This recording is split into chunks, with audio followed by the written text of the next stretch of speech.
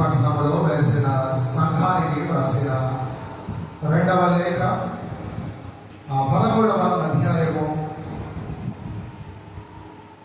అందులో ఉన్న 5వ వచనమును మనం చూస్తూ లేదా చదువుకొని ఉన్నాం.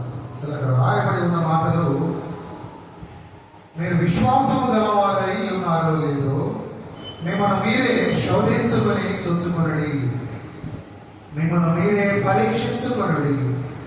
మీరు భ్రష్టులు కాని ఎడల యేసుక్రీస్తు మీలో ఉన్నాడని మిమ్మల్ని గురించి మీరే ఎరుగరా.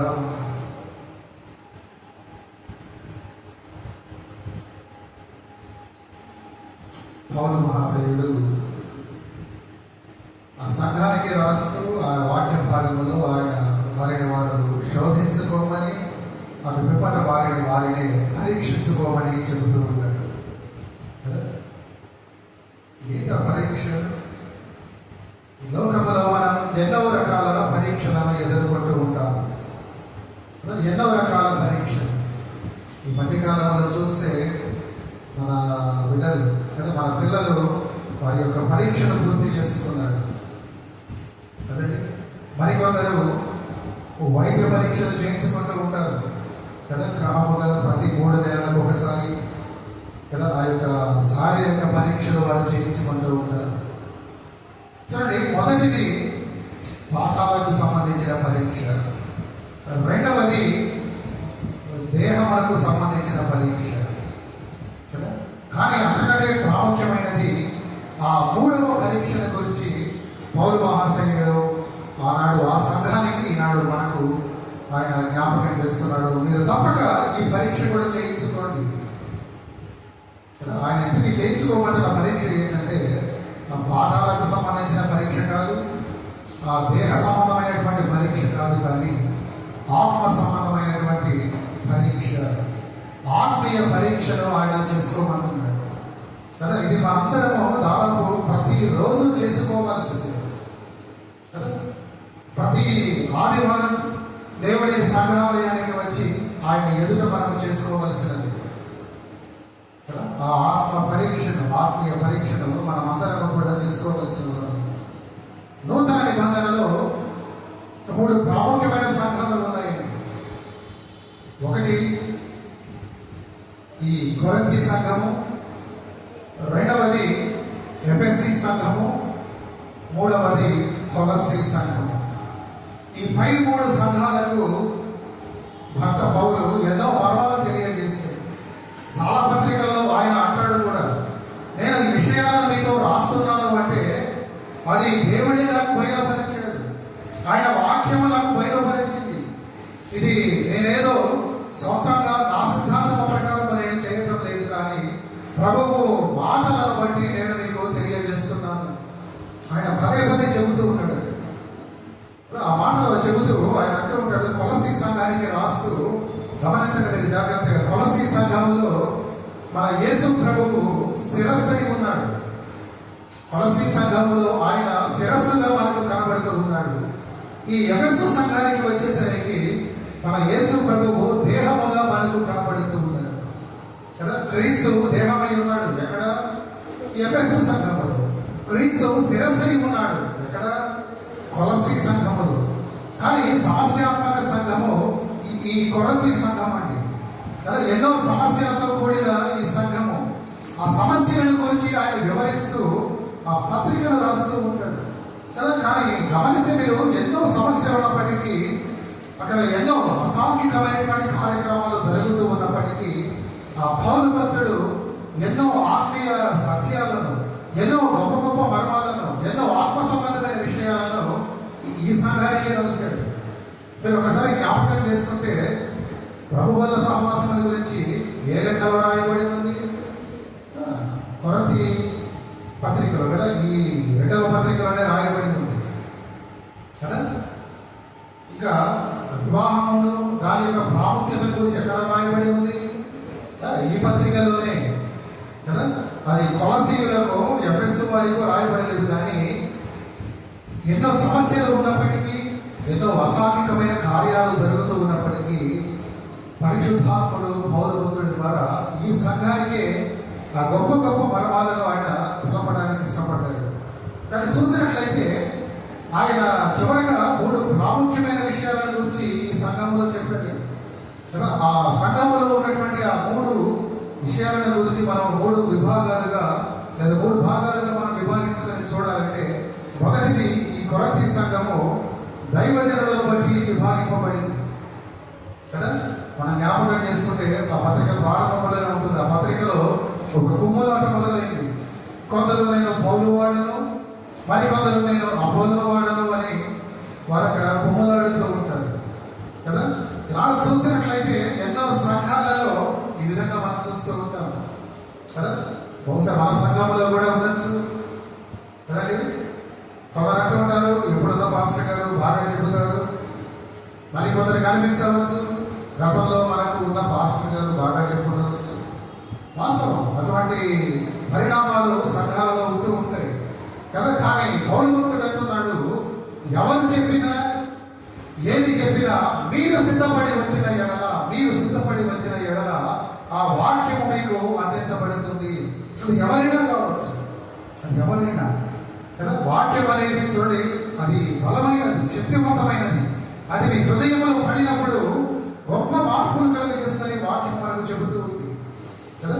రెండవది చూసినప్పుడు ఆ సంఘంలో ఉన్నటువంటి మరొక విభేదము వారి యొక్క ఆత్మీయ వరములను బట్టి. కొందరు అంటారు నాకు భాషలు బాగా వస్తాయి కదా, మరికొందరు అంటారు నేను బాగా ప్రార్థన చేయగలను కదా, మరికొందరు నేను బాగా ప్రసంగించగలను. ఈ ఆత్మీయ వరముల విషయంలో వారు విభాగింపబడ్డారు కదండి. మొదటిది దైవజనుల విషయంలో వారు విభాగింపబడ్డారు. రెండవది వారి యొక్క ఆత్మీయ వరముల విషయంలో వారు విభాగింపబడ్డారు. కానీ అన్నిటికంటే ముఖ్యముగా వారు ఒక విషయంలో ప్రత్యేకముగా వారు విభాగింపబడ్డారు కదా. ఆ సంఘంలో జరుగుతున్నటువంటి ఒక భయంకరమైనటువంటి విషయం కదా. అందరూ కూడా నిశ్శబ్దమైపోయారు. ఆ విషయాన్ని గురించి ప్రస్తావన చేస్తున్నప్పుడు అందరూ కూడా మౌనమైపోయారు కదా. కొంతమంది సభ్యులు భ్రష్టత్వంలోకి వెళ్ళిపోయారు.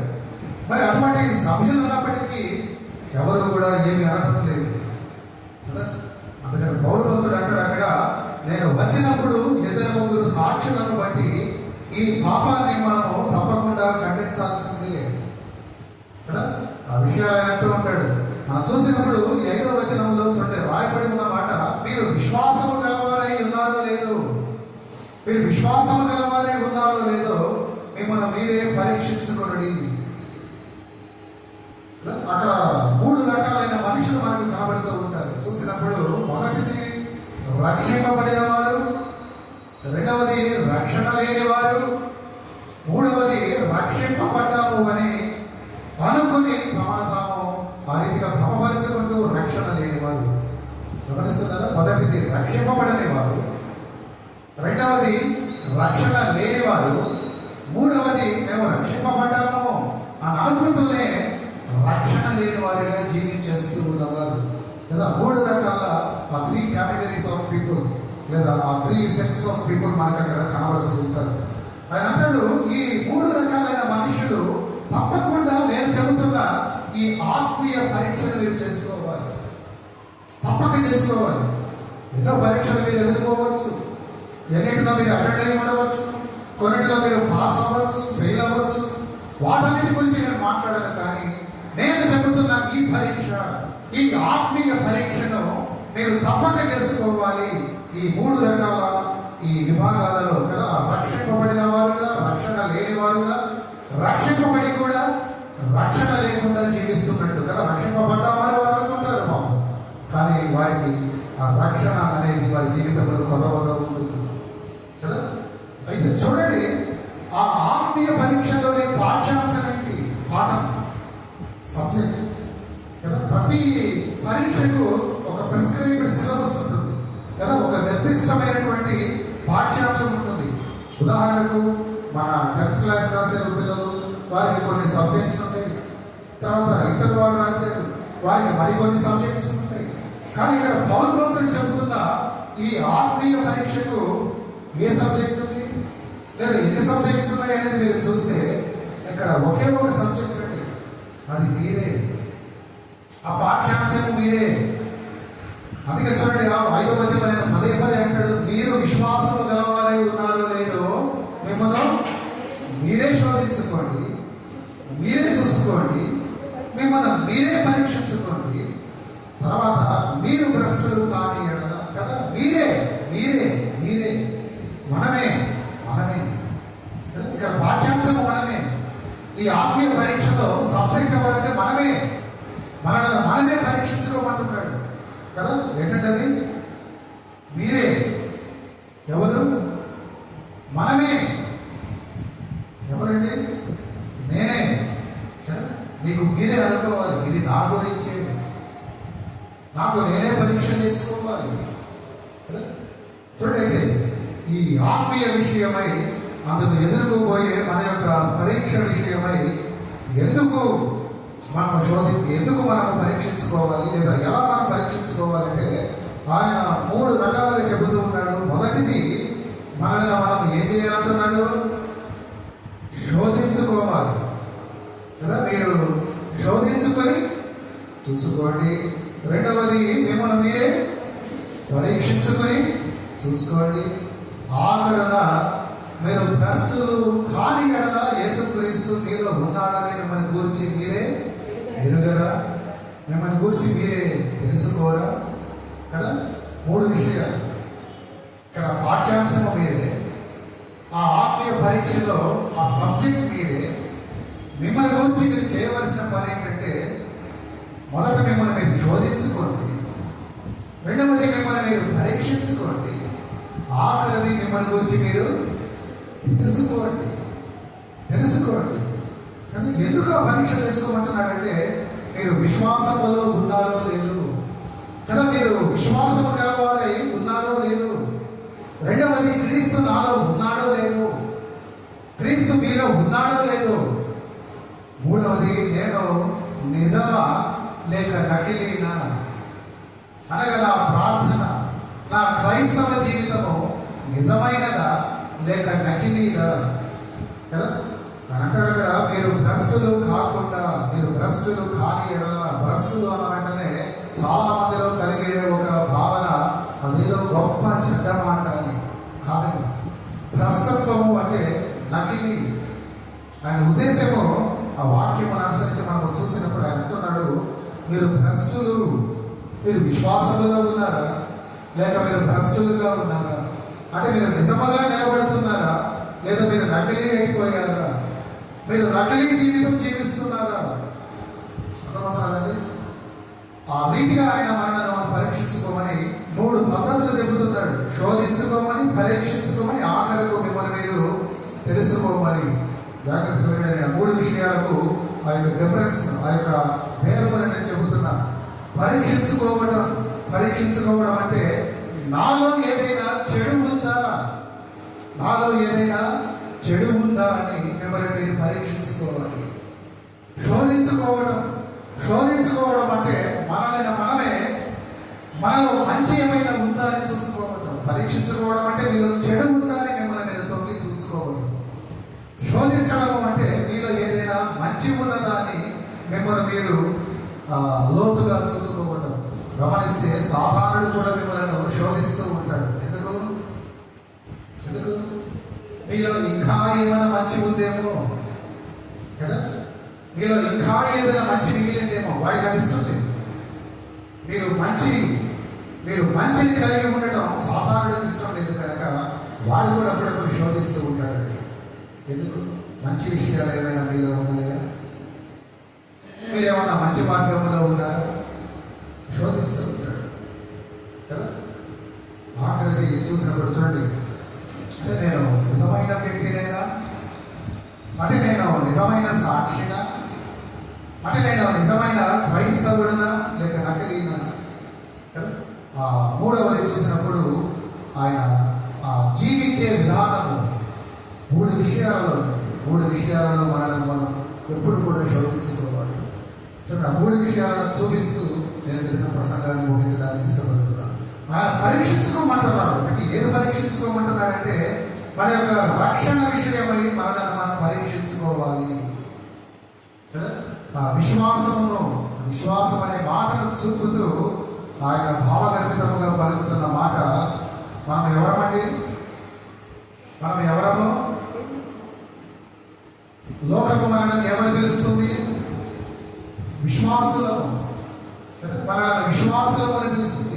అలా పిలువబడడానికి కారణం, అలా ఎందుకు పిలువబడుతున్నాం మనం చెప్పండి. అందరికీ తెలుసు, లోకమైన విశ్వాసాన్ని పిలుస్తుంది. అలా ఎందుకు పిలుస్తున్నది? లోకమునకు మనకున్న వ్యత్యాసం ఏంటి? వారు బయట ఉన్నారు, మనం సంఘాలయంలో ఉన్నామని. అది కాదు, అన్నిలు కూడా వచ్చి కూర్చుంటారు కదా. అప్పుడప్పుడు మన సంఘంలో కూడా ఒక తల్లి గారు వచ్చి కూర్చుండేది, ఈ మధ్య రావటం పాపం. అన్యులు కూడా వస్తూ ఉంటారు, ప్రభువుని ఎరగని వారు కూడా వస్తూ ఉంటారు. మరి వారికి మనకి వ్యత్యాసం ఏంటి? రక్షింపబడ్డామండి. ఆ విషయాన్ని మీరు మనసుగా కదా. లోకము మనకు విశ్వాసాన్ని పిలుస్తుంది. ఎందుకు విశ్వాసాన్ని పిలుస్తుంది అంటే, మనము ప్రభువు రక్తములో కడగబడి ఆయన ఆత్మలో, ఎఫెసు సంఘానికి రాస్తూ పౌలు అంటాడు, ఆయన ఆత్మ చేత మనము ఏం చేయబడ్డాము? ముద్ర వేయబడిన వారం అంటే సీల్ చేయబడ్డాం కదా. ప్రభువు ఆత్మలో మనము సీల్ చేయబడ్డాం. Seal the Holy Spirit. ఆయన ఆత్మలో ముద్రించబడి తొదకు మనం ఏమయ్యామంటే రక్షణ పొందాము. ఇప్పుడు ఆయన అంటున్నాడు, మీరు విశ్వాసం గలవారు ఉన్నారో లేదో అంటే, మీరు నిజంగా మీరు రక్షణ కలిగిన వారో లేదో మిమ్మల్ని మీరే పరీక్షించుకోండి. ఎలా పాస్టర్ గారు ఎలా తెలుసుకోవాలి చెప్తారు. మీరు రక్షింపబడ్డారు అంటే చూడండి, మీరు రక్షింపబడ్డాము అని మీరు తెలుసుకోవడానికి ఆ యొక్క అవకాశమును, ఆ ఆస్కారమును దేవుని వాక్యములో మనం చాలా స్పష్టంగా చూడవచ్చు కదా. మీరు రక్షింపబడిన వారైతే ఈ విధముగా ఉంటారు. మీరు రక్షింపబడిన వారైతే మీ నడత ఎలా ఉంటుంది? మీరు రక్షింపబడిన వారైతే ఈ విధముగా మాట్లాడతారు.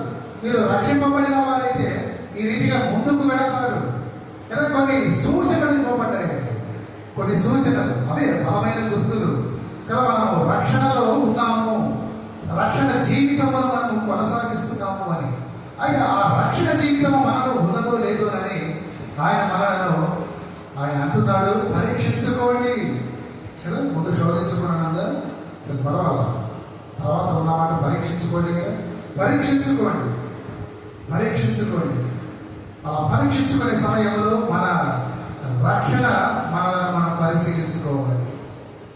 రెండవది, మన వ్యక్తిగత జీవితమును మనము పరీక్షించుకోవాలి.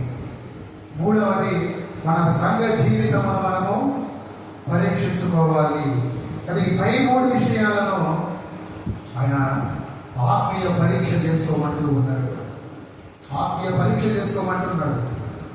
మొదటిది రక్షణ విషయములో మనం విశ్వాసములో ఉన్నామో లేదో తెలుసుకునే విషయములో ఆయన పరిశీలన చేసుకోమంటున్నాడు.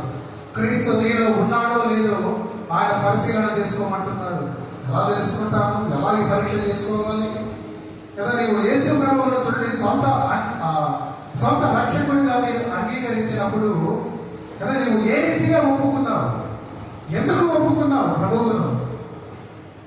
ఏ రీతిగా నీవు ముందుకు వచ్చావు కదా. ఈరోజు చూస్తే బహుశా చాలా మంది నేను అనుకుంటూ ఉంటారు, నేను ఎదుర్కొన్న వ్యక్తులను బట్టి వారు ఎందుకు రక్షణ పొందాము అంటే వారు చాలా కారణాలు చెబుతూ ఉంటారు.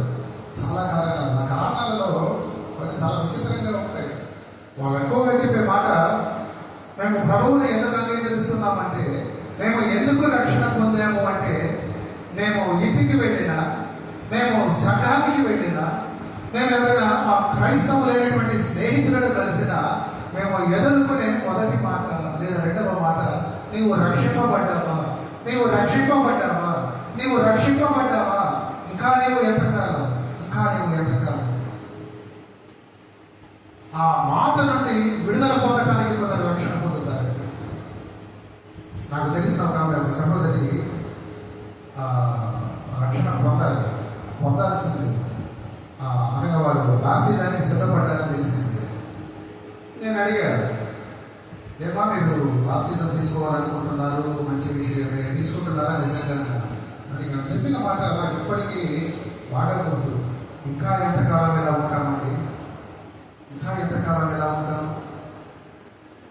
నాకు అర్థం కదా. అంటే ఎంతకాలం ఇలా ఉంటాము అని బాప్తిజం తీసుకుంటారు. అంటే నలుగురు తీసుకుంటున్నారు కనుక నేను ఒక్కదానినే ఇలా మిగిలిపోవాలా? అందుకని నేను కూడా నలుగురితో పాటు అది అది వారి రక్షణ అనుభవం కదా.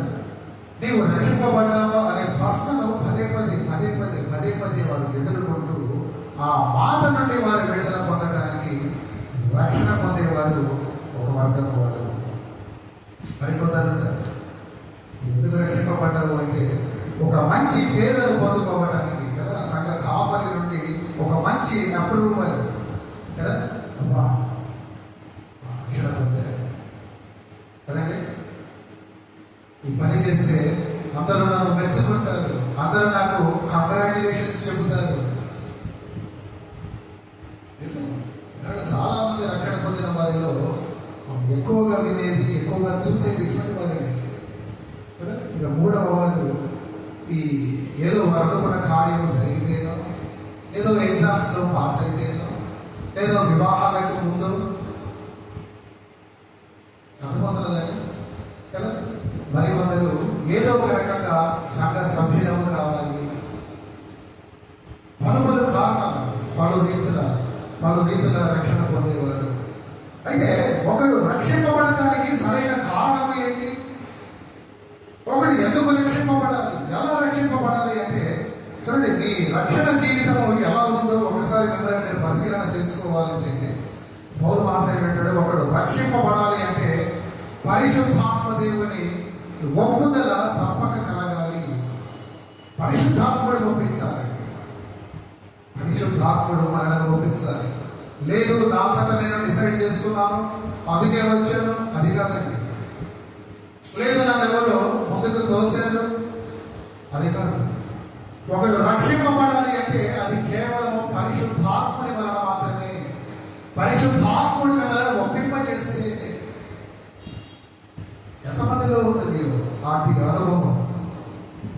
చాలా కొద్ది మందిలో కదా. మీ జీవితంలో చూడండి, మీరు రక్షణ పొందాలి అంటే పరిశుద్ధాత్ముడు మిమ్మల్ని ఒప్పింప చేయాలి.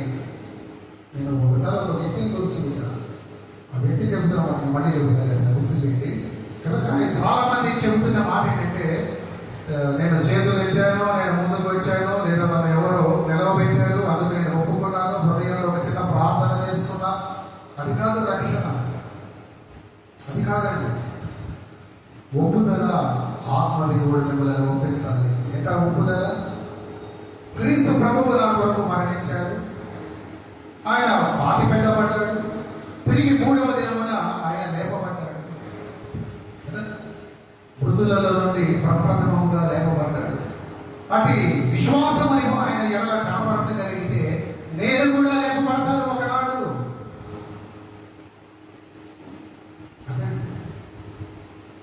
ఆ రీతిగా నీవు ప్రభువు ఎడల నీ యొక్క నమ్మకమును ఉంచటమే, నీ యొక్క విశ్వాసమును ఉంచటమే. అలా ఉంచడానికి గల కారణము ఆయన నీ కొరకు నిలబడ్డాడు, నీ కొరకు ఆయన పాపిగా ఎంచబడ్డాడు.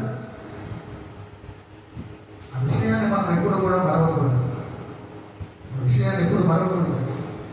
ఆ రీతిగా మీరు పరిశుద్ధాత్మని చేత అటువంటి ఒక ఒప్పుదలలోకి వచ్చినప్పుడు చూడండి, ఆ పరిశుద్ధాత్ముడే మిమ్మల్ని యేసు ప్రభువుకు చూపిస్తాడు. అర్థమవుతున్నదా మీకు? అర్థమవుతున్నదండి? ఒక మాట మీకు జ్ఞాపకం చేస్తున్నా. మన ప్రభువు వెళ్ళిపోతూ మనల్ని ఒంటరిగా విడిచిపెట్టాడా? చేసిన పని ఆదరణకర్తను కదా, పరిశుద్ధాత్ముడిని ఆయన మనకు తోడుగా ఉంచాడు కదా. ఒకనాడు పరలోకములో మన ప్రభువుని ఎదుర్కొన్న పోతున్న మనల్ని గురించి ఎవరు సాక్ష్యం మనకపోతున్నారు? మన ప్రభువు సాక్ష్యం మనకపోతున్నాడు.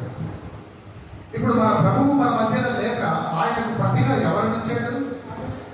పరిశుద్ధాత్ముడిని ఉంచాడు. అంటే ఒకనాడు ఈ పరిశుద్ధాత్ముడే ఆ ప్రభువు తండ్రి ఎదుటి మనలను సాక్ష్యము చెబుతాడు. అతను నిజముగా నన్ను అంగీకరించాడు, అతని హృదయ లోతులలో నుండి నన్ను అంగీకరించాడు. అలా అంగీకరించడానికి ముందు తాను ఏమై ఉన్నాడో, తాను ఎంత పాపినై ఉన్నాడో తనను తాను గుర్తెరిగాడు. అందుకు నేను చెబుతున్నా, ఆ రక్షణ అన్నది ఎవరో ఒప్పిస్తేనో లేదా ఎవరో తీసుకున్నారని మనం తీసుకోలేదు. అలా కాదు. పరిశుద్ధాత్మని ఒప్పుదలతో మాత్రమే జరిగేది రక్షణ కార్యము. అది హృదయములో జరిగే ఒక కార్యం అన్నది. హృదయములో జరిగే కార్యము, జరగవలసిన కార్యము.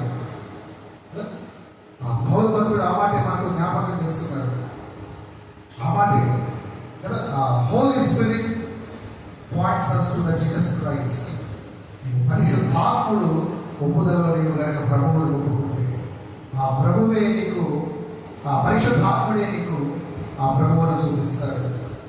చాలా మంది ప్రభువును చూడలేకపోవడం కారణం కూడా దాదాపు అదేనండి. ప్రభువును చూసిన అనుభవం అనేది ఎందుకు చాలా మంది రాలేకపోతున్నారంటే ఆ ఒప్పుదల వారిలో లేదు. ఆత్మదేవుడు వారిని ఒప్పించిన ఆ గ్రాహ్యము వారిలో లేదు. ఆ రక్షణను మనం పరీక్షించుకోవడం ఎంతో అవసరం. కాబట్టి ఎంతో మంది ఆ రక్షణ, నేను చెప్పినటువంటి రక్షణ లేకుండానే సంఘాలలో ఉంటూ ఉన్నారు.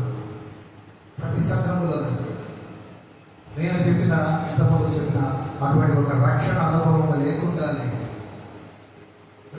వాళ్ళ అభిప్రాయం ఏంటంటే, నేను మంచి పనులు చేస్తున్నాను, నేను కొన్ని మానేశాను కదా, లేదా నేను సంఘానికి వస్తున్నాను కదా, నేను దశమ భాగం ఇస్తున్నాను కదా. అది కాదు రక్షణ, అది కాదు. అవన్నీ కూడా బాహ్యమైనటువంటి కార్యాలు, రిలీజియస్ యాక్టివిటీస్. రక్షణ పొందిన వారు చేయవలసిన పనులు. అంత మాత్రాన ఆ పనులన్నీ చేస్తున్నాను కదా కాబట్టి మేము రక్షించబడ్డాము అంటే అది కాదండి. నువ్వు రక్షించబడితే ఆ పనులు చెయ్యి, కాదనకుండా. కానీ ఆ పనులు చేస్తున్నాము కదా కాబట్టి మేము రక్షించబడ్డాము అంటే అది కాదు, అది కాదు రక్షణ. ఇప్పుడు పౌలు అంటున్నాడు, మీరు విశ్వాసం గలవారే ఉన్నారో లేదో మిమ్మల్ని మీరే పరీక్షించాలి. అంటే మీరు రక్షణ నిజముగా పొందిన అనుభవంలో ఉన్నారో లేదో మిమ్మల్ని మీరే పరీక్షించుకోవాలి. నువ్వు ఎందుకు ప్రభువు దగ్గరికి వచ్చావు నీకు నీవే జ్ఞాపకం చేసుకో. ఆ అనుభవం నీలో ఇప్పటికీ ఉందా? నేను నీవే పరీక్షించుకో. ఒకసారి మన రక్షణను మనం పరిశీలించుకుంటే, అంటే అసలు నేను రక్షింపబడ్డానా, ఆ రక్షణకు తగిన ఫలాలు నాలో ఉన్నాయో లేదో చూడాలండి. నిజముగా ఒప్పుదలతో, పరిశుద్ధాత్మ ఒప్పుదలతో రక్షింపబడిన వారు అందుకు తగిన ఫలాలు కాస్తారు. నిమిత్తము రాయబడి ఉన్న మాట, ఆ రీతిగా నీవు ఫలించినప్పుడు ఏం జరుగుతుంది? తండ్రి మహిమపరచబడుతూ ఉంటాడు కదా, నీ ద్వారా దేవుడు ఘనపరచబడుతూ ఉంటాడు. అనగా దేవుడు ప్రకటితమవుతూ ఉంటాడు నీ తోటి వారికి. అర్థమవుతున్నదండి నా మాటలు. మరి ఇప్పుడు మీరు ఆలోచన చేయండి, మిమ్మల్ని బట్టి మీ ప్రభువు ఎంతమందికి ప్రకటితమయ్యాడు? ఎంతమంది మిమ్మల్ని బట్టి మీ ప్రభువుని తెలుసుకున్నారు? ఎంతమంది మీ జయ జీవితమును బట్టి, మీ యొక్క ఆత్మీయ జీవితమును బట్టి యేసు ప్రభువును వారు చూశారు, చూసిన వారు అంగీకరించారు? ఆలోచన చేశారు. అలా జరగటం లేదు అంటే అందుకు తగిన ఫలాలు నీలో లేవు అని. అలా నీవు ఫలించడం లేదు అంటే నీవు నిజముగా ఆ రక్షణను పరిశుద్ధాత్మని ఒప్పుదలతో నీవు కలిగి ఉన్నట్లు కాదు అని. ఇది మనం తప్పక అంగీకరించాల్సిన విషయం. ఇది ఒకదాని వెంట ఒకటి ముడిపడి ఉన్న మాటలు. ఆ విషయాన్ని మనం మరొక మాటను ఆయనకు రక్షింపబడ్డారో లేదో తెలుసుకునే ఆ ఆస్కారము దేవుని వాక్యము మీకు ఇస్తుంది. మీలో నిత్య జీవమున్న ఎడల మీరు ఫలించినట్లే. చెబుతున్నాయి మాట, ఫలించాలి. నిత్య జీవముతో మీరు తొలగిస్తున్నాడు. మనం రక్షింపబడ్డామో లేదో చూడ 3 పద్ధతులలో మంచి చూసాము. ఏక మంచి పరిశుద్ధాత్మని ఒప్పుదల చేత మనము రక్షణ అనుభవంలో ఉండాలి. అలాగే రెండవ మాట, పరిశుద్ధాత్ముడు మనలకు యేసు ప్రభువును చూపిస్తాడు. చెడు కూడా చూసాము. మనం ఎందుకు లేచామో, ఎందుకు ముందుకు వచ్చామో, ఎందుకు ఒప్పుకున్నామో, ఎందుకు బాప్తిస్మం తీసుకున్నామో, చాలా మంది వాటి అపోహలో ఉంటూ ఉంటారు. అపోహ, వారి భ్రమలో ఉంటారు. వాటి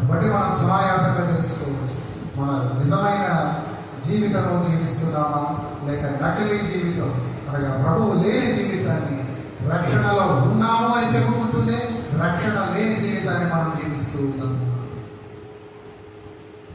మొదటిది రక్షణ విషయంలో, రెండవది మన వ్యక్తిగత జీవితం.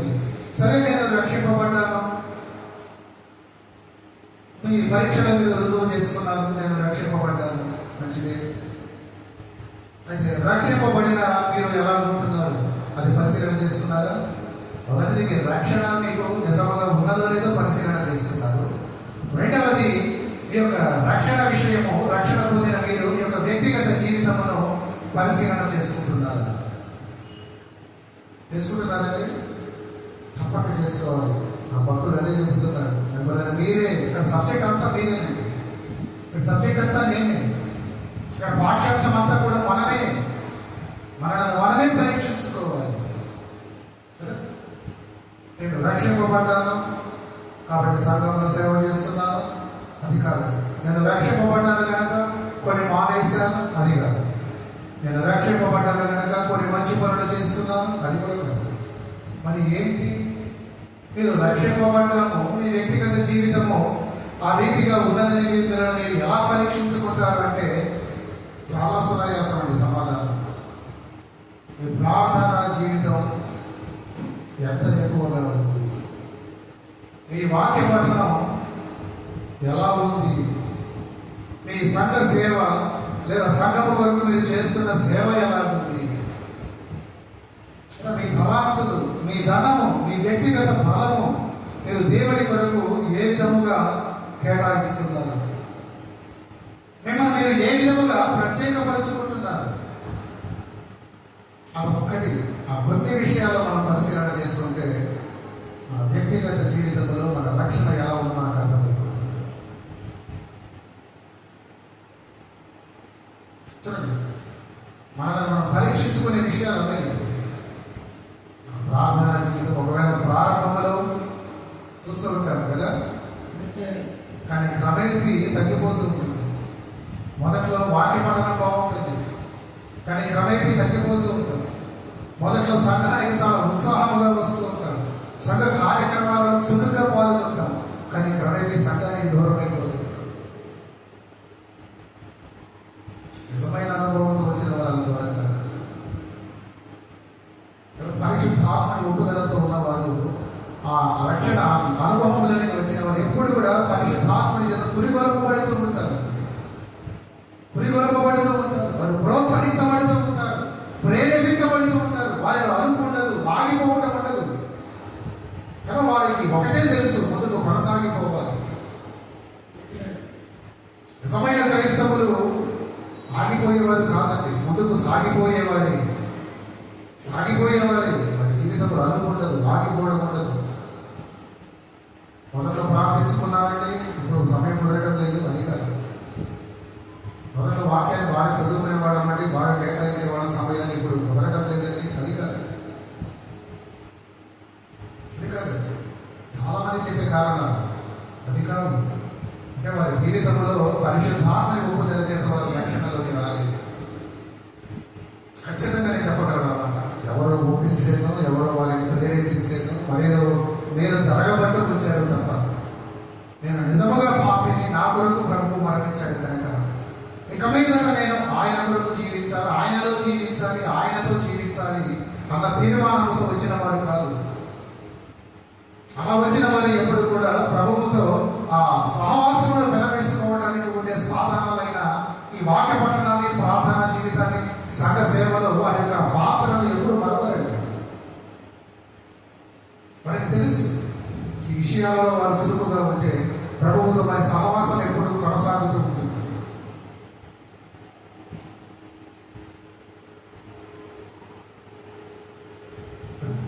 చాలా మంది బాప్తిజం పొందామనుకుంటారు, కానీ వాక్యం చదవరు, ప్రార్థన చేయరు. కొందరు రక్షింపబడ్డాము అంటారు, కానీ సరిగ్గా చెబితే బైబిల్లో ఎన్ని పుస్తకాలు ఉన్నాయో? ఎన్నున్నాయమ్మా బైబిల్లో పుస్తకాలు? 66. కొత్త నిబంధన ఎన్ని? పాత నిబంధన ఒకడు లేదైతే వరుసగా చెప్పండి పోనీ బైబిల్లో పేర్లు. పుస్తకాల పేరు కదా, రోజు దానితో సహవాసం చేసేవాళ్ళకి గుర్తుంటుంది కదా, వారికి నోటి మీదనే ఉంటుంది. ఆ రీతిగా కొందరు రక్షింపబడ్డాము అంటారు, కానీ సంఘ సహవాసాన్ని వారు అపేక్షించరు. అలా అపేక్షించే గుణము, ఆ మనస్సు, ఆ బుద్ధి వారిలో ఉండదు. రక్షింపబడిన వారు వాక్యమును చదువుతారు, ప్రార్థన చేస్తారు, సంఘ సహవాసమును అపేక్షిస్తూ వారు ముందుకు కొనసాగుతున్నారు. అంటే వారి యొక్క అనురాగము, వారి యొక్క అనుబంధము ఎక్కువగా కూడా ఎక్కడ ఉంటున్నాయంటే, అవి ఏ వైపు చూస్తూ ఉన్నాయంటే వారిని పరీక్షించుకోవచ్చు ఆ విషయాలను బట్టి.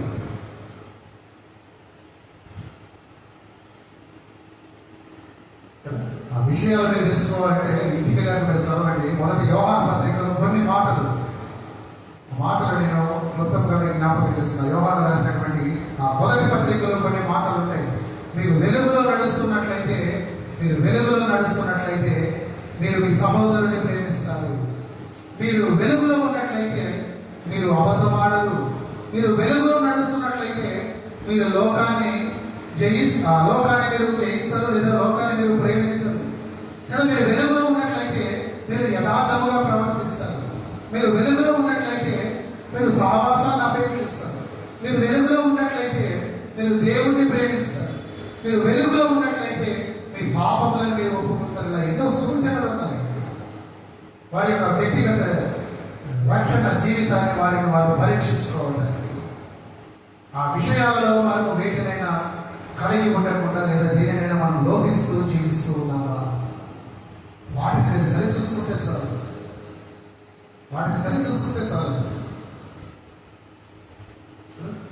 ఒకసారి మన వ్యక్తిగత జీవితాన్ని మనం పరీక్షించుకుంటాం.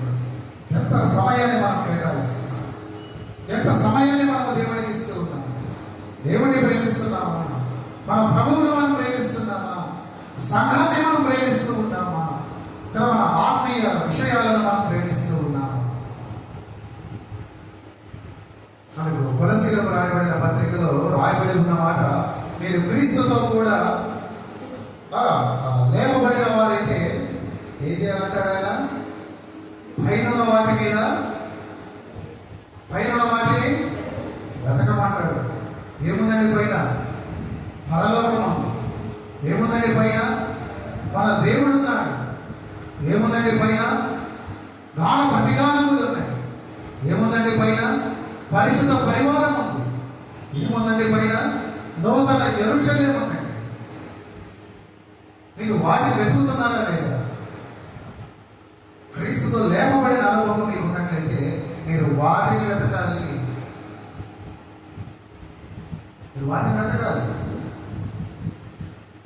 ఎందుకంటే ఒకనాటి మనం అందరము వారి మధ్యన మనం ఉండవలసిన వారు, మనం ప్రభువుతో ఉండవలసిన వారు, ఆ పరిశుద్ధ పరివారంలో మనము కలిసిపోయే వారిని, ఆ నూతన యెరూషలేములో మనము ఉండబోయే వారిని, ఆ గాన ప్రతిగానములను మనము కూడా చేయవారిని.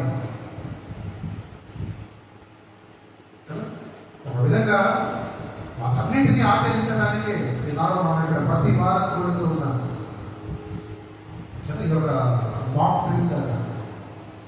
ఈనాడు ఈ సంఘాలయంలో మనం చేసే పనే ఒకనాడు ఎత్తబడిన ఆ సార్వత్రిక సంఘములు, ఆ నూతన యెరూషలేములో మనం చేయబోతూ ఉన్నాం. ఈనాడు ఇక్కడికి వచ్చి ఇది అనుభవం లేని నీవు అక్కడికి రాలేవు, వచ్చిన ఆ రీతిగా నీవు చేయలేవు.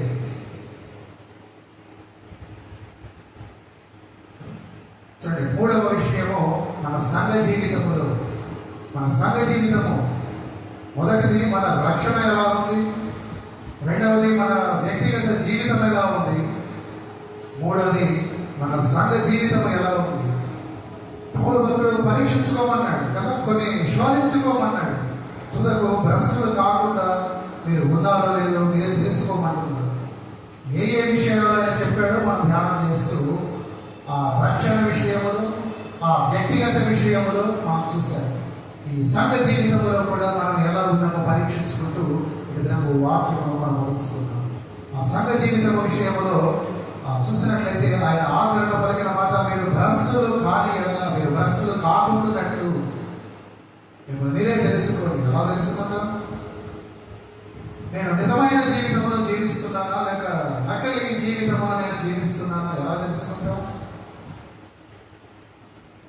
యునైటెడ్ స్టేట్స్ ఆఫ్ అమెరికాలో FBI అనే ఒక సంస్థ ఉంది. తెలుసా మీకు? విన్నారా పేరు కూడా? FBI. కొన్ని CBI పేరు విన్నారా? మనకు CBI లాంటిదే వారి దేశంలో వారికి FBI. ఆ FBI వారు ఒక ఆర్టికల్ని వారు పబ్లిష్ చేశారు. ఇక ఆర్టికల్ ఏముందంటే, ఈ నకిలీ నోట్లను ఎలా మనం గుర్తించాలి కదా. ఆ సమస్య మనకే కాదు, వారికి కూడా ఉంది. ఫేక్ కరెన్సీ, ఈ నకిలీ నోట్లను మనం ఎలా గుర్తించాలి? అందుకు ఆ సంస్థలో పనిచేసే ఒక ఉన్నత స్థాయి అధికారి ఆ ఆర్టికల్లో దానికి జవాబును రాస్తూ చాలా సునాయాసంగా చెబుతాడండి. అన్నమాట ఆయన ఎలా గుర్తిస్తాడని చెబుతారంటే, వారందరూ ఆ నకిలీ నోట్లను ఎలా గుర్తిస్తారు అంటే, అందుకు వారు చేసే పని, వారు చేసే అభ్యాసం ఏంటంటే, ఈ నిజమైన నోట్లను తీసుకొని రోజులో ఎక్కువ సమయం దాంతోనే గడుపుతారట. అర్థమైందా మీకు? ఈ నిజమైన నోట్లను తీసుకొని ఎక్కువ సమయాన్ని వాటితోనే గడుపుతారు కదా. వాటితో గడపగా గడపగా గడపగా గడపగా వారి మధ్యన ఏదైనా పొరపాటున నకిలీ నోట్ వస్తే వారు కిట్లే బస్సు కట్టేస్తారు. సంఘంలో, ఈ సంఘ జీవితంలో ఉన్నటువంటి ఈ భ్రష్టులను, ఈ నకిలీ వారిని మనం ఎలా గుర్తించాలి? లేదా ఒకవేళ వారిలో మనమే ఉన్నామో లేదో మనల్ని మనం ఎలా గుర్తించాలి అంటే, చూడండి, ఆ క్రైస్తవులు లాంటి వారిని గుర్తుపట్టడం చాలా సునాయాసం. నువ్వు అన్నదేమో వాక్యం చదవగా చదవగా చదవగా చదవగా నువ్వు వారి వింటే కలుగుతాను. లేఖనాలు నేను చెప్పినట్లుగా ఆ మొదటి యోహాను పత్రికలో రాయబడి ఉన్న మాటలు నేను చూసారా? రాయబడిన మాటలు చదివిన తర్వాత వెలుగులో నడుస్తున్నట్లయితే అనే మాటతో నేను కొన్ని మాటలు చెప్పిన ఆ మాటలు మిమ్మల్ని మీరే పరీక్షించుకోవడానికి కాదు, కానీ ఈ సంఘంలో కూడా నకిలీ సభ్యులు, ఈ నకిలీ క్రైస్తవులు ఉన్నారో లేదో మనం గుర్తిరగడానికి సహాయపడతాయి. అనగా దేవుని వాక్యము నిజము, అది సత్యము. ఆ సత్యములో గడపగా గడపగా గడపగా నీవు నకిలీ వారిని, ఫేక్ క్రిస్టియన్స్ని, ఫేక్ ఫాలోవర్స్ని నీవు ఇంటే కనుగొంటావు. అర్థమైపోతుంది. పౌలు ఏమంటున్నాడంటే, నీవు నకిలీ జీవితం మానేసుకో, నిజమైన క్రైస్తవ జీవితంలోనికి రా. కానీ చాలా మంది క్రైస్తవ జీవితాలు ఎలా ఉంటున్నాయంటే, నాడు నేతి బీరకాయ సాధారణ. ఇంకా నేతి బీరకాయ ప్రత్యేకత అంటే దాని పేరులోనే నెయ్యి. దాన్ని ఓపెన్ చేస్తూ ఉంటుందా? ఉండదు, మనం పోయాల్సింది కదా. పేరుకే క్రైస్తవులు, పేరుకే సంఘస్థులు, పేరుకే విశ్వాసులు, పేరుకే క్రీస్తుకు సాక్షులు, పేరుకే అనేది పేరుగా పేరుకే కదా. పిలవబడటానికే వారు, చెప్పబడటానికే వారు, వాస్తవానికి కాదు. రక్షింపబడు. ఈరోజు కూడా రక్షణ నీ హృదయ ద్వారమునందు ఉన్నది. ప్రతి దినము రక్షణ మన హృదయ ద్వారమునందు ఉంటున్నది. ఎంతమంది ఆ రక్షణను అంగీకరిస్తున్నారు? గడిచిన ప్రభు దినము ఎంతమంది బాప్తిస్మాలు పొందారు? వారి స్థితి ఎలా ఉంది? మనమందరం కూడా రక్షణ పొందాము అంటున్నాం. మన స్థితి ఎలా ఉందో? రక్షింపబడ్డాము అనుకుంటూనే రక్షణ లేని వారుగా మనం ఉన్నామేమో పరిశీలన చేసుకుందాం. చూడండి, కొందరికి రక్షణ లేదు, అది తెలిసి కూడా కొందరు రక్షింపబడ్డాము అనుకుని కూర్చుంటున్నారు. వారు కూడా రక్షణ లేకుండానే ఉంటున్నారు. వారందరికీ దేవుడు ఇస్తున్న మరొక సదవకాశం. ప్రతిరోజు నీ హృదయం దగ్గర నిలబడి, ఆ ద్వారము దగ్గర నిలబడి పిలుస్తూ, నీవు రక్షణ పొందేవా? నీవు నిజంగా రక్షణ పొందేవా? ప్రతి దినము ఆయన అడుగుతూ ఉన్నాడు. ప్రతి దినం అడుగుతూ ఉన్నాడు. మనం అనుకుంటాం అది అన్యుల గురించి కాదు, నీ గురించి, నా గురించి కూడా, మనల గురించి కూడా ప్రభువు ప్రతి దినం అడుగుతున్నాడు. నీవు నిజముగా రక్షణ పొందేవా? లేఖనాల్లో పౌరవంతుడు అంటున్నాడు, మీరు విశ్వాసం గలవారై ఉన్నారా? పరీక్షించుకోండి. శోధించుకోండి. భ్రష్టులైపోయారేమో తొందరపడి తెలుసుకోండి. త్వరపడి రక్షణలోకి మీరు వెళ్ళచ్చు. గమనిస్తున్నారండి? ఈ నకిలీ సభ్యులు సంఘ జీవితంలో ఉన్నటువంటి సభ్యులను మనం ఎలా తెలుసుకుంటారు? వారిని చూస్తూ చూస్తూ చూస్తూ ఆ మాటకు వస్తే నిజమైన సభ్యులు ఉన్నారండి. వాక్యాన్ని ప్రేమించేవారు ఉన్నారు. వారు కూడా మరి వాక్యాన్ని ప్రేమించే వాళ్ళు ఎలా ఉంటారు? కొన్ని ప్రేమించే వాళ్ళు ఏం చేస్తారండి? చెప్పండి, మీకు అర్థమైన దాంట్లో ప్రేమించే వారు ఏం చేస్తారు? ఒకనాడు ప్రభువు పేతురును పిలిచి అడిగాడు, పేతురు, నీవు నన్ను ప్రేమిస్తున్నావా? అందుకు పేతురు పలికిన మాట, అది నీకే తెలుసు. అంటే ప్రభు అంటాడు, అలాగైతే నీవు నా గొర్రెలను మేపు. దేవుడు లోకమని ఎంతో ప్రేమించాడు. అలా ప్రేమించినందుకు ఆయన తన ఏకైక కుమారుని మన మధ్యకు పంపాడు. అంటే దాని అర్థం చూడండి, ప్రేమించిన వారు వ్యక్తపరచడానికి దానిని కార్యరూపంలో పెట్టాలి. పేతురుతో ప్రభు సంభాషణలో మాట్లాడి, నువ్వు నన్ను ప్రేమిస్తున్నావా? ప్రేమిస్తున్నాను, అది నీకు తెలుసు. అలాగే గొర్రెలను మేపు. నేను చెప్పిన పని చెయ్యి. నాకు కావాల్సింది నువ్వు నా గొర్రెలను మేపటము. నువ్వు నన్ను ప్రేమిస్తున్నట్లయితే, అనగా వాక్యమై నన్ను నీవు ప్రేమిస్తున్నాను అంటున్నావు. అయితే నా వాక్యాలను నీవు పాటించు, నా వాక్యమైన జీవితంలో అవలంబించు. పాటిస్తున్నారండి? ఎంతమంది వాక్యానుసారమైన జీవితాన్ని జీవిస్తున్నారు? అది అడగకపోవడం లేదన్నట్టు కదా. ఎంతమంది వాక్యానుసారమైన జీవితాన్ని జీవిస్తున్నారు? అది మనం పరీక్షించుకోవాల్సిన అవసరం. ఇది మనం పరీక్షించుకునే సమయం. ఊరికి నేను వాక్యాన్ని ప్రేమిస్తున్నానండి అంటే వాక్యమే మన ప్రభువు కనుక నేను మన ప్రభువును ప్రేమిస్తున్నానండి కుదరదండి. ప్రేమిస్తే ఆయన ఆజ్ఞలకు నీవు లోబడతావు. 1 యోహాను పత్రిక 5:3 మాట అది ఏమైనా రాయబడింది అక్కడ? గైకొనటయే ప్రేమించడం. చాలు. దేవుడిని ప్రేమించడం అంటే ఆయన ఆజ్ఞలను నీవు గైకొనటమే కదా.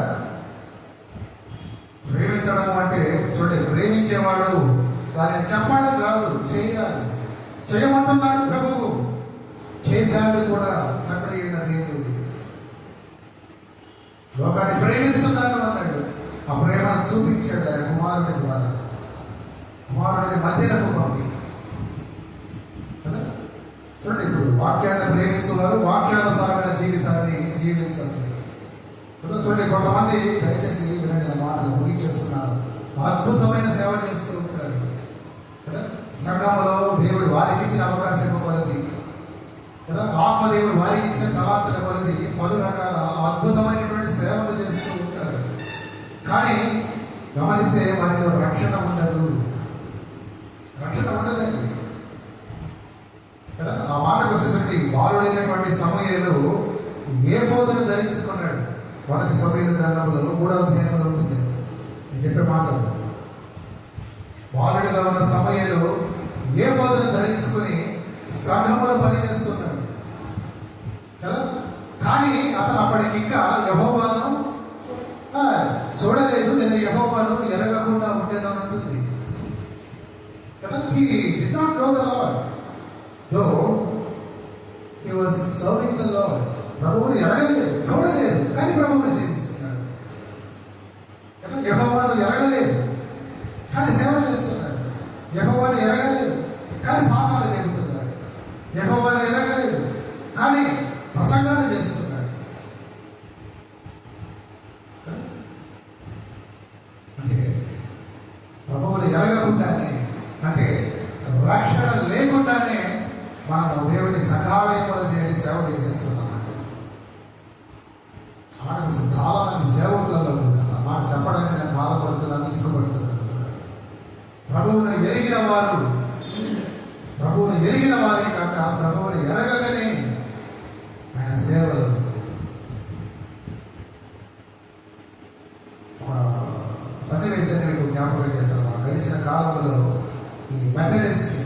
డినామినేషన్కి ఆర్జుడు జాన్ వెస్లీ.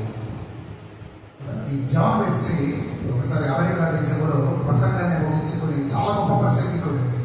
అప్పటికి దాదాపు 5-6 వేల ప్రసంగాలు చేశాడు ఆయన. అటువంటి గొప్ప ప్రసంగికుడు అమెరికా దేశంలో ప్రసంగాన్ని ముగించుకొని ఆయన ఓడ ప్రయాణంలో తిరిగి ఆయన దేశానికి బయలుదేరాడు అట్లాంటిక్ మహాసముద్రంలో. ఆ సమయంలో సముద్రం మధ్యలో అనుకోని రీతిగా వాతావరణం మారిపోయి ఒక గొప్ప తుఫానుకు దారి తీసింది. ఆ ఓడలో ఈ మొరానియన్స్ అనే ఒక జాతి వారు ఉన్నారు. అఫ్కోర్స్ ఒక దేశపు వారు అనుకోండి, మీకు అర్థం అవ్వడానికి. ఏదో ఒక చిన్న దేశం, ఆ దేశం వారు కూడా ఆ ఓడలో ఉన్నారు. జాన్ వెస్లీ అదే ఓడలో ప్రయాణంలో ఉన్నాడు. అప్పటికి గొప్ప పరిచర్య చేసి గొప్ప ప్రసంగాన్ని చేసి ఆయన తిరిగి వస్తూ ఉన్నాడు. అనుకోని రీతిలో తుఫాను రావడం, ఓడ ఇప్పుడు అప్పుడు మునిగిపోవడం అన్నట్టుగా ఉంది పరిస్థితి. ఆయన ఉడికిపోతున్నాడు గసగస. ఈ పక్క మొరానియన్స్ అనే ఆ తెగవారు సంతోషంతో ప్రభువును కనపరుస్తూ ఉన్నారు. దీనికి ఆశ్చర్యం వేసింది. మనం ఉన్న పరిస్థితి ఏంటి? నడి సముద్రంలో ఉన్నాం. ఇది చూస్తే అట్లాంటిక్ మహాసముద్రం. ఒకవేళ ఓడ మునిగిపోయినా మనం ఏమన్నా ఈత వచ్చిన వారిపోయో లేదా ఇంకొక రీతిగా బతికే అవకాశం ఉందా అంటే ఆ గడ్డ కట్టే ఆ మంచి ఆ సముద్రపు నీటిలో బతకడానికి కూడా అవకాశం లేదు. ఇటువంటిప్పుడు మీరు ఎలా ఉంటున్నారు? ఇంతగా చక్కగా పాటలు పాడుతూ ఆ అనుమానంతో ఆయన ఉండబట్టలేక వారిని అడిగాడు. వాళ్ళు చెప్పిన జవాబు, ఆ మొరానియన్స్ అనే తెగవారు చెప్పిన జవాబు, మా కోట, మా ఆశ్రయము మా దేవుడి. ఒకవేళ మేము చనిపోతే ఆయనతో ఉంటాం. అంటే మేము ఆయన ఆశ్రయంలో ఉన్నాము కనుక మాకు ఏమీ కాదు. కాబట్టి మా ప్రభువుని మేము స్తుతిస్తున్నాం సంతోషంగా. ఒకవేళ ఈ ప్రమాదంలో మేము చనిపోతే మా ప్రభువుతో ఉంటాం. ఆ మాట ఆయనలో గొప్ప మార్పును తీసుకొచ్చింది. నిజమే కదా వాళ్ళు చెప్పింది? నిజమే కదా? అటువంటి ప్రభువుని నేను కొలుస్తూ ఉన్నప్పుడు, అటువంటి ప్రభువుని నేను ప్రకటన చేస్తున్నప్పుడు ఆయన నాలో విశ్వాసం లేకుండా సిగ్గుపడి ఆ తర్వాత ఆయన ప్రభువులో ఎంతగా ఎదిగాడంటే ఆయన ఎక్కడ నిలబడి ప్రసంగాలు చేస్తూ ఉంటే జనాలు ఉన్న పలాన ఏదో భూమి బద్దలే అక్కడే వారు పుట్టుకొచ్చారన్న రీతిగా అద్భుతంగా నిలబడిపోయేవారండి. అప్పటికి ఆయన సేవ చేసాడు. దాదాపు 5-6 వేల ప్రసంగాలు. గొప్ప ప్రసంగికుడే, కానీ నిజమైన విశ్వాసిగా ఆయన ఉండలేకపోయారు. పౌలు భక్తుడు పలికిన మాట, మీరు విశ్వాసం గలవారే ఉన్నారో లేదో అనే మాటకు ఆయన నిలవెత్తు నిదర్శనంగా మనకు కనబడుతున్నాడు. అర్థమవుతుందండి? దాన్ని గమనించుకోండి. మీరు కూడా విశ్వాసంలో ఉన్నారో లేదు, క్రీస్తు నీలో ఉన్నాడో లేదు కదా. నిజమైన క్రైస్తవ జీవితం అనేది జీవించండి. తెలుసుకోండి మీ జీవితము నిజమైనదా లేక నకిలీదా. తెలుసుకోండి మీ జీవితము విశిష్టమైనదా లేక వ్యర్థమైనదా. తెలుసుకోండి, మీరు పరీక్షించుకోండి, దేహమా లేక దేవాలయమా. తెలుసుకోండి, రాళ్ళుగా ఉంటారా, వజ్రాలుగా మీరు మారుతారా, ఎలా ఉండాలనుకుంటున్నారు. తెలుసుకోండి, సేవన స్వార్థమా. పరీక్షించుకోమంటున్నాడు పరీక్షించుకునే సమయం మనందరికీ. మన రక్షణ విషయంలో మనం పరీక్షించుకొని, వ్యక్తిగత జీవితంలో మనం పరీక్షించుకొని, సంఘ జీవితంలో మనల్ని మనం పరీక్షించుకొని వెళదాం. ఏ రీతిగా ఉంటుందాం మనం ఇక్కడ సంఘంలో మాత్రమే మనం రక్షించబడిన వారమా? ఉమ్మడికి కాదు. పరిశుద్ధాత్మ ఒప్పుదల ఉంటేనే మనం రక్షించబడిన వారు. ఆలోచించండి. 3 విషయాలను మనం పరీక్షించుకున్నాం. మన రక్షణ, మన వ్యక్తిగత జీవితం, మన సంఘ జీవితం. ఆయన ప్రశ్నించినట్టుగా శోధించుకుందా. పరీక్షించుకోవడం అంటే మనలో చెడు ఉందా అని మనల్ని మనం తొంగి చూసుకోవడం. శోధించడం అంటే ఆయా విషయాలలో మనలో మంచి మిగిలి ఉందా, అనగా మనలో ఆ తగిన పాళ్ళు, ఆ శాతము మనలో ఉన్నదా లేదా, ఆ రక్షణ శాతములో మనం ఎంతలో ఉన్నాం, వ్యక్తిగత అనుభవంలో మనం ఎంతలో ఉన్నాం, సంఘ జీవిత విషయంలో మనం ఎంత శాతములో ఉన్నాం, ఆ మంచిలో మనం బాధ్యతతో నిలబడి ఉన్నారు. గమనించాలి, రక్షింపబడిన వారు భ్రష్టులు కాకుండా, అనగా తమను తాము నకిలీగా మార్చుకోకుండా, నకిలీ క్రైస్తవులు, నకిలీ విశ్వాసులు, మీరు నకిలీ సాక్షులు, మీరు అలా ఉండకుండా, అలా మీరు అయిపోకుండా, మీరు ఏమై ఉన్నారో మీకు మీరే తెలుసుకోండి. తెలుసుకోవడానికి ముందు మీరు శోధించుకోండి, మిమ్మల్ని మీరు పరీక్షించుకోండి. భగవంతుడు ఆ ఆత్మ పరీక్ష తప్పక చేసుకోమంటున్నాడు. ఎన్ని పరీక్షలు చేసుకున్నా, ఎన్ని పరీక్షలకి నువ్వు అటెండ్ అయినా అవ్వకపోయినా, దానిలో రిజల్ట్ ఏదొచ్చినా పర్వాలేదు, కానీ ఈ ఆత్మీయ పరీక్షలో మనం అందరము తప్పక అటెండ్ అవ్వాల్సిన వాళ్ళని. దీనిని మనం మిస్ చేయడానికి లేదు. సంఘానికి రాని వారంతా ఈ ఆత్మీయ పరీక్షకు రాకుండా దూరం అయిపోతున్నారు. వారికి ఇలా పరీక్షించుకునే అవకాశం ఉండదు. మంచిది, కానీ దేవుడు మనకు అవకాశం ఇస్తున్న కొలది మనము ప్రతి దినము, ప్రతి ఆదివారము ఈ ఆత్మీయ పరీక్షకు మనం సిద్ధపడదాం. మనం పరీక్షించుకుందాం. చివరకు మనం ఏమైందాము? భ్రష్టులం అయిపోయాము, అనగా నకిలీ వారం అయిపోయాము. నకిలీ వారం, డూప్లికేట్ కదా, ఫేక్. ఆ రీతిగా మనం మారిపోతున్నామేమో. పరీక్షించుకుంటూ ఆయన మాటలు మనం జ్ఞాపకం ఉంచుకుంటూ మనం ఇక్కడ తిరిగి వెళ్ళాలి. దేవుడు వినికిడిలో ఇచ్చిన ఈ క్లుప్త మాటలను దీవించగాక. ప్రార్థించకుండా ప్రార్థనతో ముందర సమయం గడికి మనం ముందుకు కొనసాగుదాం. ప్రార్థించుకుందాం. పరిశుద్ధుడా, జీవాధిపతి, మీ ఘననామమునకు, మీ పావన పాదములకు వందనాలు. ఈ రీతిగా ఈ మధ్యాహ్న కాల సమయంలో మీ సంఘాలయంలో మీరు మమ్మల్ని సమకూర్చి, అయ్యా మీరు మాతో వెల్లడి చేసిన ఆత్మీయ వర్తమానములకై మీకే వందనాలు. మీరు విశ్వాసం గలవారై ఉన్నారో లేదు, అనగా మీ యొక్క రక్షణ విషయంలో మీరు ఏమై ఉన్నారు, మిమ్మల్ని మీరే పరీక్షించుకోండి, మిమ్మల్ని మీరే శోధించుకోండి. తుదకు మీరు ఏమై ఉన్నారో మీరు తెలుసుకొని సరి చేసుకోండి అని మీరు మాకు ఇచ్చిన ఈ గొప్ప ఆత్మీయ వర్తమానానికి మీకు వందనాలు చెల్లిస్తూ ఉన్నాను. ఏమై ఇవ్వబడిన మాటలనైనా మీ బిడ్డల హృదయంలో నిలిచి వారినైనా పరీక్షించుకోవడానికి, వారు ఏమై ఉన్నారో తెలుసుకోవడానికి మీరు సహాయం అందించి,